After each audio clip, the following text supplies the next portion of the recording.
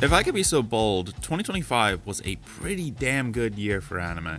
I guess time will tell if that's a particularly popular opinion, but I personally found the year to be teeming with the kind of diversity of options that kept me fairly busy over its span, and never left me feeling all that bored. There were maybe a little less super popular new shows than some would like, but that did open up the door for a lot of smaller shows to shine, avoiding the very suffocating feeling that I've had about previous years. The industry didn't seem to struggle with too many major scandals, and with an extremely promising lineup for 2026, it leaves me cautiously optimistic about the future of this industry at large. Sure, the year wasn't without its handful of high-profile disappointments, but you know the rules. Sacrifices must be made. The end of the year is always a great time to go over the best and worst the previous year had to offer, but I'm not too keen on dampening the mood, so let's stick to the former and leave the latter to somebody else. To start, we might as well lay out a few ground rules. I'm only covering shows that I personally watched in 2025, which was quite a bit, but far from exhaustive. I did leave a few potential edge cases out of consideration. The shows had to have started airing in 2025, so no bleed over from 2024 will be considered, and since I'm not a coward, I will be discussing sequels if I think I have enough to say about it that is more than just, yeah, I mean that sure was more good things from a good show from years past. That never makes for a particularly interesting video, in my opinion, so if your favorite sequel isn't here, that just might be why.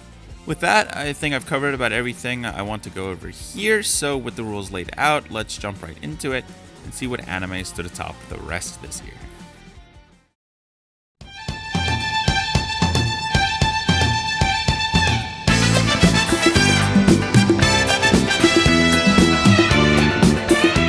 Short anime are surprisingly hard to get right.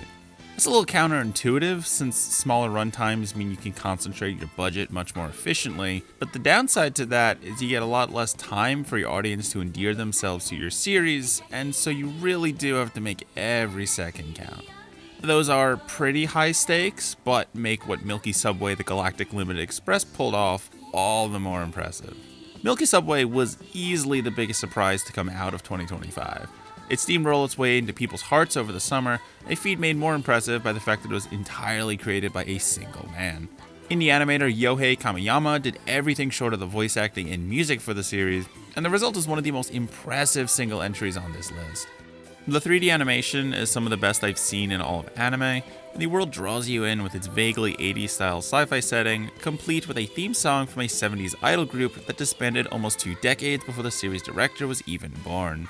If nostalgia was all the series had though, I sure wouldn't be talking about it here. Instead, Milky Subway carves its own path with one of the best rosters of characters all year, and comedic dialogue that blows everything else this year out of the water with its tight pace and delivery. Kamiyama is well aware of his limited screen time and ends up using that to such a precise degree that it will make a believer out of anyone who just gives it a shot.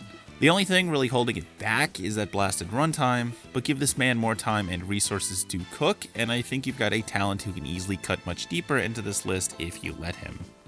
Ball's in your court now, anime producers.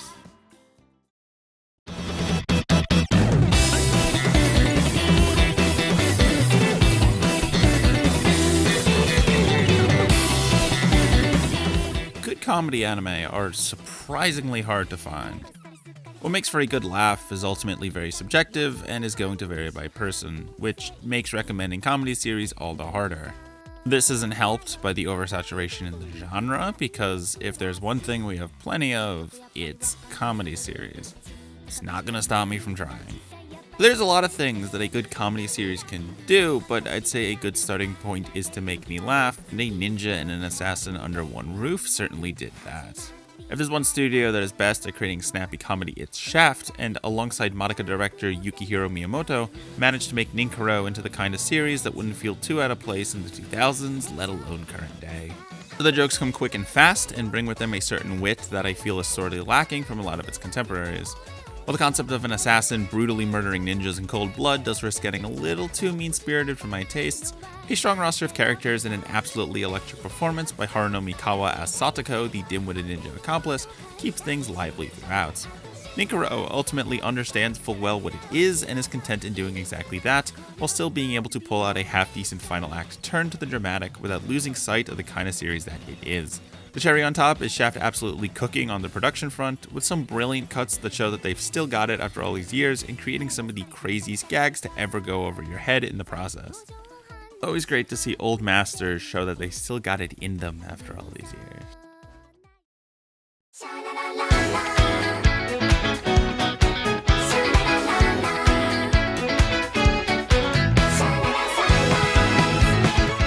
While it might not be as prominent as it once was, Cute Girls Doing Cute Things has had quite the run over the mid-2020s. 2025 was a great year for the genre, with a wide variety of options covering a multitude of topics and appeals. You had the more standard wholesome affair and Food for the Soul, or the more adventurous and dramatic Rory Rocks, but I'm a loyal motherfucker and I've gotta die on a hill every once in a while. Coming from the same author as Yuru Camp, I think a lot of people walked into Mono expecting it to be similar to that series and were probably left a little disappointed. However, I think this is a little unfair, as Mono brings to the table its own variety of weird that I'd be so bold as to say is at least as good, if not better, than its more popular older sibling. Mono takes the laid-back feeling of Yuru Camp and pairs it with some pretty punchy comedy that comes at you a lot quicker than you'd think, resulting in a final product that's the right mix of comfy, sentimental, and funny.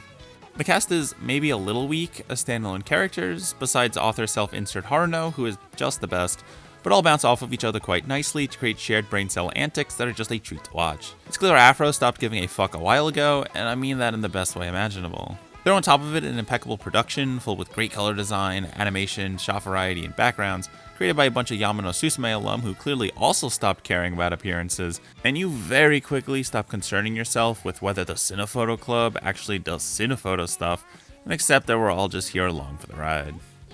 Maybe the real gimmick was the airheaded mangaka we met along the way.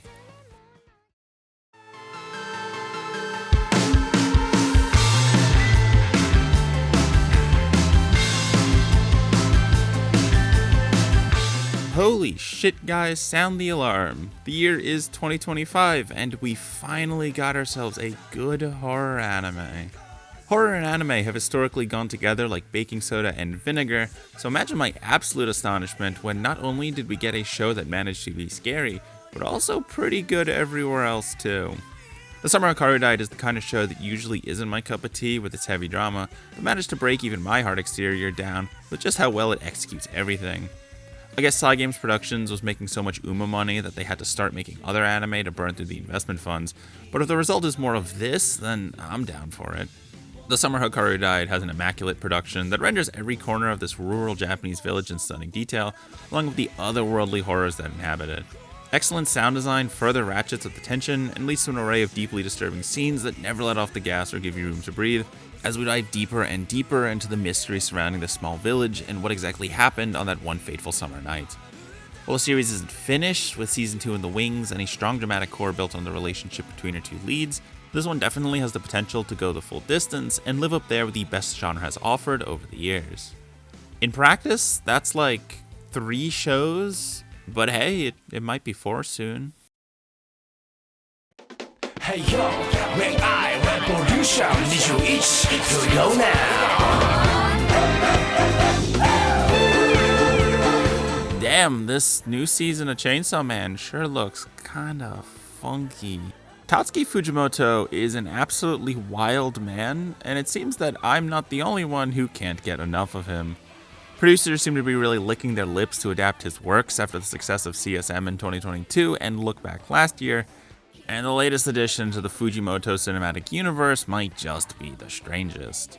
The very creatively named Tatsuki Fujimoto 1726 is an anthology series adapting 8 short stories that he penned between, well, the ages of 17 and 26.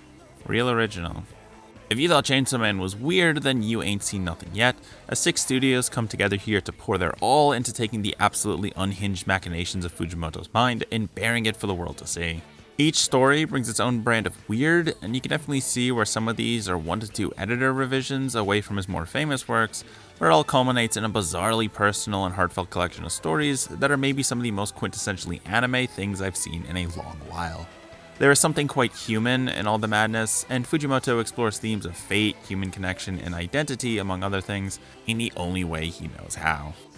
With production this polished and deranged across the entire anthology, What you're left with is the equivalent of a professional movie studio picking up your high school sketchbook and saying, hey, let's make this into a movie, and honestly, I wouldn't have it any other way.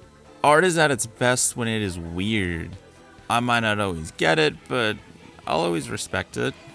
It's okay, guys, you can adapt good Bayeri. We're not stopping you.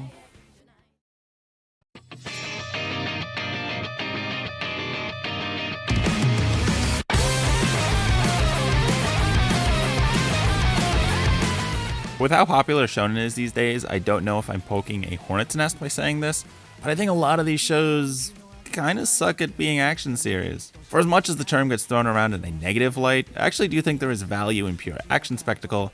That kind of show is a lot more difficult to pull off than people give it credit for. You really just have to go all in and know what you're doing, and if any series this year understands this more than anyone else, it was absolutely Yaiba Samurai Legend. Based on a manga from Detective Conan mangaka Gosho Ayama's pre-Conan days, Yaiba serves as a modern remake of the series, with Wit Studio providing the muscle to bring it all together. The end result is a series which is absolutely unapologetic about what it is, and delivers week after week some of the best pure action spectacle that you'll see this side of Redline. The show is brimming with great cuts and choreography around every corner, with its weaker episodes only overshadowed by the absolute insanity that are some of its best episodes, such as episode 6, which was boarded, directed, and keyframed by just one man and is one of the tightest fights I've ever seen in all of anime. Takeshi Mainami, you absolute madman. Yaiba is ultimately the kind of dream adaptation that any older manga could ever dream of, and while light on the story, endears you to it with its fun cast of larger-than-life characters and brilliant swordplay that is just so easy to get lost in. The team has said they're committed to adapting this series to completion, so we should be eating good for at least a few more years.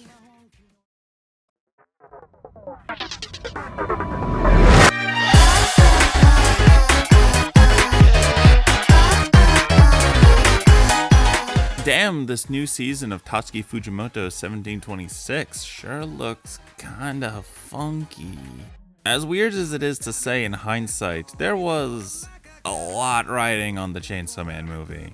The franchise that was set to light the anime world ablaze in 2022 had a bit of a subdued start, with some controversial to say the least directing decisions. I actually did kind of fuck with the first season of Chainsaw Man, having never read the manga. I was a bit disappointed when Nakayama was ousted from MAPPA and the future of the series seemed unsure. I was a little cautious when the decision was made to change up the style for the series moving forward, but fuck it, this movie slaps pretty hard. Chainsaw Man Season 1's biggest issue was easily the fact that it seems to end just as it was getting good, and with all of the bad press surrounding it, I had kind of forgotten just how much I absolutely adore Fujimoto's characters and penchant for weird but poignant writing that comes out in full bloom with this film. Wisteria director Tatsuya Yoshihara picks up the mantle from Nakayama and delivers one of the best film experiences I have had all year.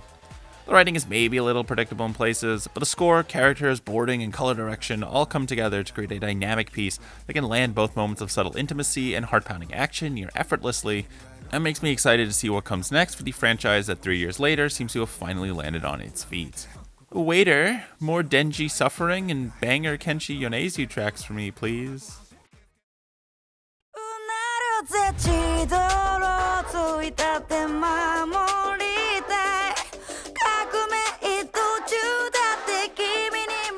Wow, what a funny little predicament we find ourselves in here.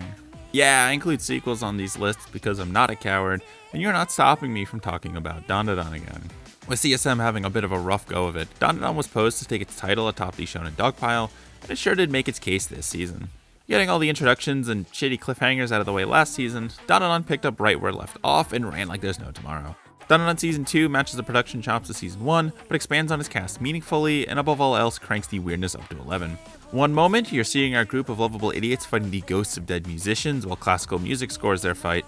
The next, they're fighting giant invisible kaiju with a giant mech suit formed from Momo's shrine. It's all just the right brand of crazy, while likewise keeping its downtime well-rounded, with solid comedic timing and boarding along with the right dose of sentimentality to finish the meal. Science Saru has had a hell of a run in its post-Yuasa days, and is looking to have another banger year in 2026, and I'm all for it. If you can't beat them, join them.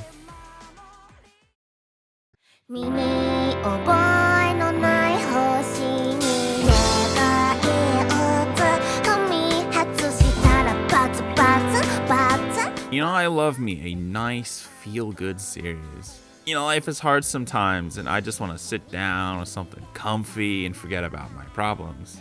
Takabi's Original Sin is not one of those series.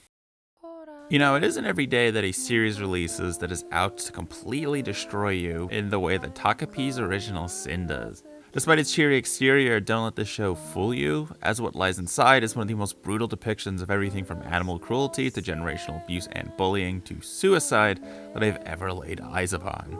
Despite its short runtime, Takabi left me an absolute wreck after many of its episodes, and I would strongly recommend heeding the content warnings, as this isn't the kind of series for everyone.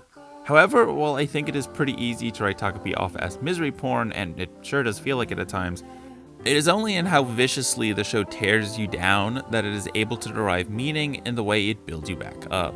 The ending does have its issues, sure, but the bittersweet taste it leaves in your mouth feels just the right degree of hopeful that no matter your circumstances, that you too can find a light at the end of the tunnel. All of this is, of course, portrayed in at times horrifying, at times heartwarming detail, with some of the industry's best coming together to provide an audiovisual experience that does the source material justice, all while expanding on it in a way that makes it feel like easily the best means to consume what was already a pretty good story to begin with. Give me more goated adaptations of shorter anime like this, please, but maybe make the next one a little less brutal. I will allow an exception for Poon Poon though. Hello, dear my friends.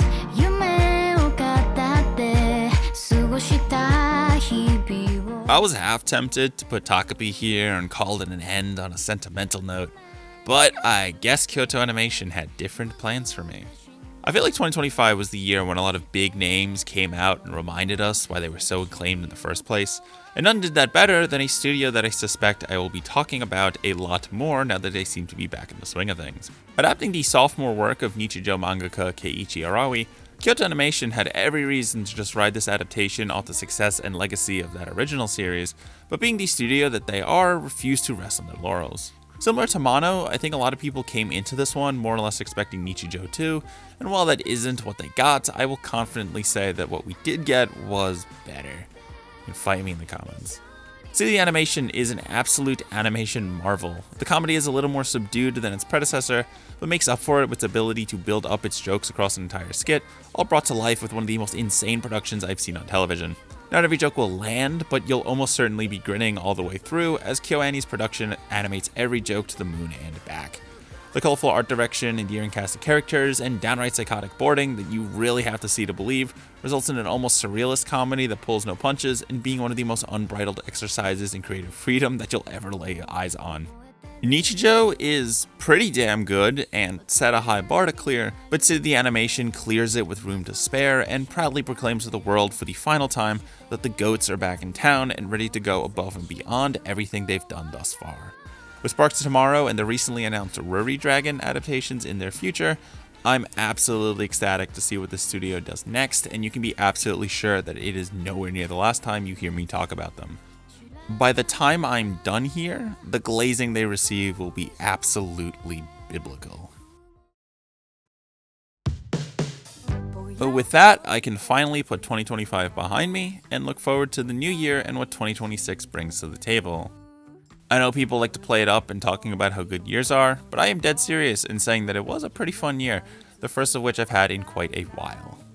If you can believe it, 2026 looks even more insane, and if it plays out like I think it will make this list even harder to pin down when it comes time next year. But yay, I welcome the challenge. It's a good issue to have. 2025 was a bit of a weird year for me personally. I finally graduated college, and transitioning to the workforce has definitely taken some getting used to, but we will get there. A big year for goodbyes, but hey, that just means 26 brings with it a lot of new beginnings, and honestly, all I can be is optimistic. On the screen now is my full ranking of everything I watched this year, and you can find numbers over on my AnyList down in the description if you're interested. While you're down there, let me know what your picks are for the best anime of 2025, and what you thought of the series I discussed here. If you like what you saw, smash the like button and subscribe for more videos like this in the future. You can also follow me on all these other sites for more content from me while the videos are in the oven. I know everyone says this, but 2026 is looking to be a big year for me, and you're not going to want to miss that when it comes out. With all that said, to everyone who stuck with me through 2025, thanks again from the bottom of my heart. And to everyone new here, I hope you'll join us for the ride through whatever 2026 brings us. Until we meet again, always remember to stay salty.